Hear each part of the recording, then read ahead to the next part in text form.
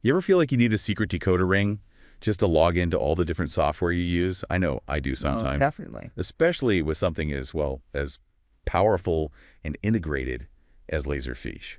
So let's unpack this. Good We're idea. taking a deep dive today into the various ways you can prove it's really you trying to access Laserfiche. We've got a great article here from CDI that lays this all out. Exactly. And our goal really is to simplify what can seem like a pretty complex topic user authentication in Laserfiche. Yeah. That CDI article is, yeah, it's a fantastic resource. We're here to pull out the crucial bits for you. Okay. And the article, it highlights three main ways Laserfiche verifies who you are. You've got the standard Laserfiche user account, with the password. Right, the classic way. Then leveraging your existing Windows network credentials, that's Windows authentication. And then this third one, LDAP authentication. Now, the article makes a really interesting point right off the bat about that last one, LDAP. Yeah, what's fascinating there, and the article points this out, is how little traction LDAP seems to have gained in, let's say, typical environments, outside of very specific network setups. Why is that, though? Well, the underlying technology, the protocols it uses, they just haven't become like super widely adopted across the board. So for the vast majority of you listening, the real focus is going to be on those first two, Laserfiche user accounts and Windows authentication. Especially if your organization relies on Microsoft Active Directory, right? Absolutely. If you're using Microsoft AD, as the article notes, Windows authentication is often, well, usually the preferred method. We can definitely dig into why that is. Okay. But before we get into the nitty-gritty of each one, maybe a little background helps. The CDI article touches on this. A time before Laserfiche Directory Server, LFDS. Ah, yes, LFDS, or as some might remember it, License Manager. Right. License Manager. Yeah, if we connect this to the bigger picture. Yeah. Before LFDS really came along and matured, managing who had access to Laserfiche was often done, well, repository by repository. Oh, wow. Yeah, you might have had totally separate user accounts for each different Laserfiche repository someone needed to use. It could get pretty messy, honestly. I can imagine. So you could create a Laserfiche-specific user just for one repository. Exactly. Or you could link a Windows account to access only that single repository. And even when Laserfiche Forms first came out, it initially authenticated against a specific repository's user list too. Yeah. But as Laserfiche grew, more products, different licenses, it became clear that a central way to handle identities across all these pieces was needed. And that's where LFDS stepped in. Okay, so it sounds like it used to be a bit of a Wild West with user management. You could say that. LFDS was definitely a game changer for streamlining things. So this raises a key question then. Yeah. How do these different ways of authenticating actually work today? Especially now that LFDS is often in the picture. That's the core of it. Our mission for you, the listener, is to really get the differences between these methods, Laserfiche user versus Windows auth, and what that means for your security, and just, well, managing your Laserfiche environment day to day. Okay, let's start with maybe the most basic one, the Laserfiche user authentication. The CDI article explains you've got a couple options here. You can create these users directly within the Laserfiche administration console, maybe if you're just dealing with a single repository. Correct. Simple setup. Or you can create them in LFDS for broader access. So let's say you are using LFDS. How do you actually go about setting up a Laserfiche user there? Okay, so the article walks us through it. In LFDS itself, you go to the Accounts tab, pretty straightforward. Right. Then choose to add a new user.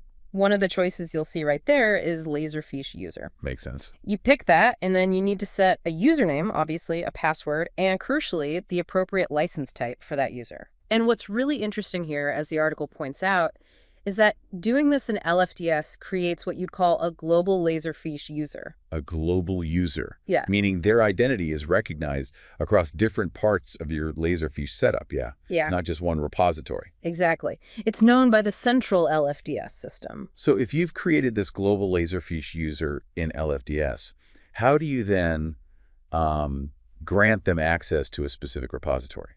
Because creating them isn't enough, is it? No, absolutely not. That's a key step. There are a couple of ways, depending on the tool you're using. If you're using the classic Laserfiche Windows administration console. The FIC client, yeah. Right. You would add what's called a Laserfiche directory account.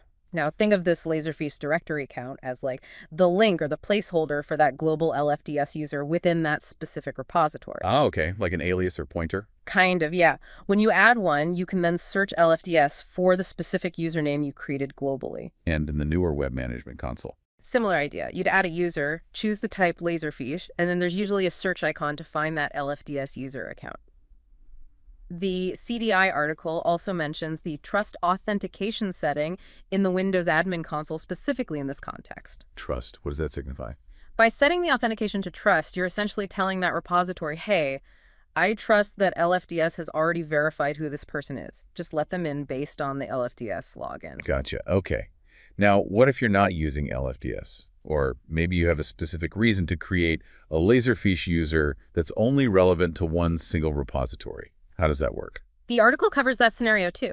So if you're not using LFDS or choose not to for a specific user, you can still create a Laserfiche user directly within a repository settings. Oh. In the Windows admin console, you'd navigate under users and groups and then right-click on repository users to create a new one. Okay. In the web management console, you'd again hit that add user icon, but this time you'd explicitly choose to add a repository user type. Ah, so you specify it's just for this repository. Precisely. And here's where it's different. When you create this non-LFDS repository-only Laserfiche user, you are setting the username, the password, and the license type right there specifically for that repository. It doesn't exist anywhere else. Okay, that makes sense. Direct control for that one place. And importantly, the article really highlights this. You absolutely must set a password for these repository-specific users, or at the very least, check the box that says, user must change password at next sign-in. Seems obvious, but why the emphasis? Well, it might seem obvious, but you'd be surprised. It's a basic security step. If you create the user but forget the password or that checkbox, you've essentially created an account that can't be logged into, or worse, has a known default or blank password. It's like leaving the key under the mat, as the article implies. This ensures at least that basic level of security. Good point. Okay, so that's the Laserfiche user side, global via LFDS, or local to a repository. Now let's switch gears. Windows authentication. The CDI article states pretty clearly if your organization uses Microsoft Active Directory, then Laserfiche Windows users are generally preferred. Why is that? Right. The key advantage, and it's a big one, is that you're leveraging the user accounts and, importantly, the security policies that are already set up and managed within your Windows Active Directory environment. So no separate Laserfiche password to manage. Exactly. That inherently enhances security because you're not creating and managing a whole separate set of credentials, maybe with weaker policies. Think about password fatigue. Oh, yeah. Users have so many logins. Windows authentication helps because they use their familiar, hopefully strong Windows password managed by your AD policies. And easier for IT too, I imagine. Definitely simplifies administration. User leaves the company, disable their AD account, and their Laserfiche access tied to it is typically gone too. You're managing users in one place, Active Directory. It follows that principle of least privilege nicely to extending existing accounts rather than creating new silos. That makes a lot of sense. Okay, so how do you actually add a Windows user to Laserfiche when you are using LFDS? Is it similar to adding a Laserfiche user? It is quite similar, following the CDI article again. In LFDS, you navigate back to that Accounts tab, choose to add a user, but this time you select the Windows Active Directory user option. Okay. You'll then get a search function. This lets you look for specific users or even entire security groups within your actual Active Directory domain. So you can add a whole group at once? Yes, which is very efficient. You find the user or group you want, add them to the list of users being registered in LFDS, and click OK. Great. Now, the article has a really important note right after explaining this, a crucial distinction, it seems. It says that just registering a user in LFDS doesn't automatically give them access to a Laserfiche repository. Can you unpack that a bit? Yes, this is super important and a common point of confusion. Think of LFDS as the central gatekeeper or directory. It knows about your users, but the Laserfiche ones we talked about and these Windows-based ones, it confirms they exist in your system. Okay. However, you still need to explicitly grant those users, even the Windows AD users registered in LFDS, access rights within each specific Laserfiche repository they need to use.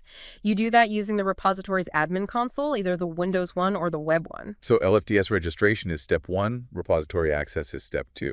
Exactly. We often see folks do step one and then wonder why users can't log in. You need both steps. Got it. LFDS knows who they are. The repository knows what they can do there. Now, what if you want to add a Windows user directly to a single repository? Maybe bypass LFDS for some reason, or maybe they aren't registered there yet. Is that possible? It is. The CDI article outlines this too. Whether they've been added to LFDS first or not, you can add a Windows user directly into a single repository's configuration. How's that done? In the Laserfiche Windows Admin Console, you'd find the Windows Accounts node under Users and Groups, right-click and add there. Okay. Or in the Web Management Console, you use that familiar Add User icon again, but this time choose the Windows type, and then use the search icon to find the specific Windows Active Directory account or group. But why might you do that directly instead of through LFDS if you're already managing users in AD? That's a fair question. For most organizations already using Active Directory and maybe multiple Laserfiche parts, going through LFDS first usually makes the most sense for that centralized view. But perhaps in a really small setup, or maybe for very temporary access, or if LFDS isn't part of your configuration, adding directly to the repository might seem like a quicker, more isolated approach for that one instance. Generally, though, LFDS adds value. Okay. And when you add them directly like this, or even after linking an LFDS Windows user, you're setting their permissions within that repository, right? Things like license type again and feature rights. Correct. You define what they can actually do in that repository view, documents, edit metadata, run workflows, etc. That's all done via feature rights. The article also mentions assigned privileges. Yeah, it says end users typically don't need those. That's right. Assigned privileges are more powerful administrative rights within the repository itself, like managing users, changing settings. Your typical end user just needs the feature rights relevant to their job. Got it. So recapping the Windows side, you leverage existing AD accounts, ideally register them in LFDS for central management, but always need to grant specific access and rights within each repository they need to use. You've got it. And this brings us back nicely to the key advantages of using LFDS in the first place, which the CDI article summarizes well. Which is primarily that centralized user authentication across multiple Laserfiche repositories and even other connected applications like Laserfiche Forms. It really becomes that single point of management for all your Laserfiche users, regardless of how they authenticate. one place to see who has access to what, potentially? Pretty much. It simplifies things immensely, especially as your Laserfiche usage grows. The article also gives a brief nod to a couple of other LFDS capabilities, though says they're outside the scope of this discussion. One was synchronizing with Active Directory. Yeah, LFDS can be set up to monitor specific AD groups. When a new user gets added to that group in Active Directory, LFDS can automatically register them. It's a neat automation feature. And the other was single sign-on, SSO, using SAML. Right. LFDS also supports SAML authentication, which allows for true single sign-on. Log in once to your corporate network or identity provider and get access to Laserfiche and other SAML-enabled apps without logging in again. Big convenience and security booster, but yeah, a whole topic in itself. Okay. Both sound like powerful extensions building on that central LFDS foundation. Now, just to circle back quickly to the third method mentioned right at the start, LDAP. The article basically said it's rare. Can you just reiterate why? Sure. As the CDI article explains, LDAP, which stands for Lightweight Directory Access Protocol, is designed to work with directory systems following a standard called X.500. Okay. The simple reason we don't see it much in typical Laserfiche setups is that those specific underlying LDAP protocols just haven't seen widespread adoption across the general IT industry compared to, say, Active Directory. So you're really unlikely to bump into needing LDAP unless you're in a very specific, often older network environment that heavily relies on it. Fair enough. So for probably 99% of the people listening, the real decision comes down to Laserfiche user accounts versus Windows Active Directory accounts. That's a core choice, yeah. Within Laserfiche user accounts, the decision is whether to manage them globally via LFDS or keep them specific to individual repositories. Exactly. Windows Authentication generally offers those big wins on security and admin ease if you have Active Directory. And LFDS provides that crucial layer of centralized management, especially when you have multiple Laserfiche pieces, repositories, forms, etc. Okay, so that really clarifies the landscape. It's about understanding these options and how they fit or don't fit with your existing infrastructure and needs. Precisely. It's not always a one-size-fits-all answer. All right, so here's the final thought then for you listening to chew on. Considering your own organization's setup, your infrastructure, your security requirements, how many Laserfiche parts you use, which of these authentication methods, Laserfiche User or Windows AD, seems like the most efficient and secure approach for your Laserfiche environment. And following from that, what further questions might you have about actually implementing or managing these options day to day? That's the critical takeaway question, really thinking about your context. And if you want to dive deeper, that CDI article we've been referencing is a great resource. Plus, Laserfiche's own official documentation is very thorough. Or, of course, you could reach out to experts like the folks at CDI for more tailored advice.